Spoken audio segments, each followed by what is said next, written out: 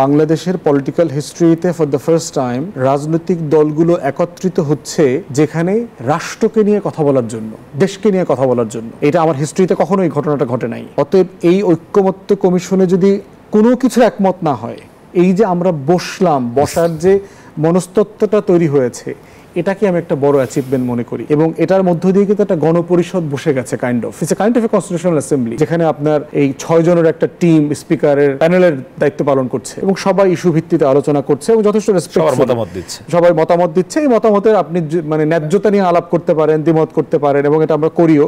তরুণরা, ভোটাররা এডুকেটেড হচ্ছে, বিটিভি সম্প্রচার করছে, দেখছে সবাই যে বুড়ো খোকারা মিলে কি এখানে কি করছে, তারা কি ক্ষেত খামারি করছে, তারা কি এখানে ওই মানে বাউলের নাচ গানের আয়োজন করতেছে, তারা কি এখানে মমতাজ আর আসাদুজ্জামান নূরের বাকের ভাইয়ের স্ক্রিপ্ট বানাচ্ছে, কি করতেছে। অতএব সেই জায়গাটাতেও সবাই সচেতন। তো আমি আশাবাদী এই কারণে যে এই প্রসেসের মধ্য দিয়েই পরিবর্তন হয়। বাংলাদেশের পলিটিক্যাল হিস্ট্রিতে ফর দ্য ফার্স্ট টাইম রাজনৈতিক দলগুলো একত্রিত হচ্ছে যেখানে রাষ্ট্রকে নিয়ে কথা বলার জন্য, দেশকে নিয়ে কথা বলার জন্য।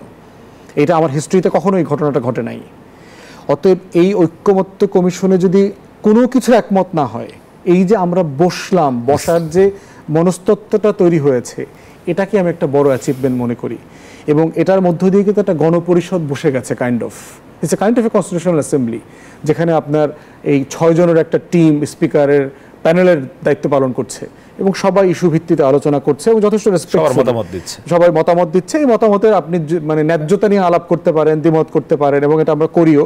খুবই ফ্রেন্ডলি ল্যাঙ্গুয়েজে সেখানে দ্বিমত করা হয়। তো এই জায়গাটাতে আমি একটা বড় আশার জায়গা দেখতে পাচ্ছি আর কি।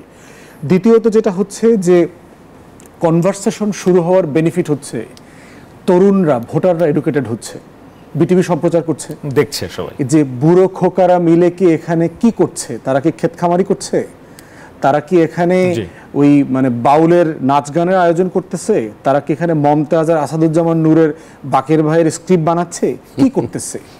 অতএব সেই জায়গাটাতেও সবাই সচেতন। তো আমি আশাবাদী এই কারণে যে এই প্রসেসের মধ্য দিয়েই পরিবর্তন হয়।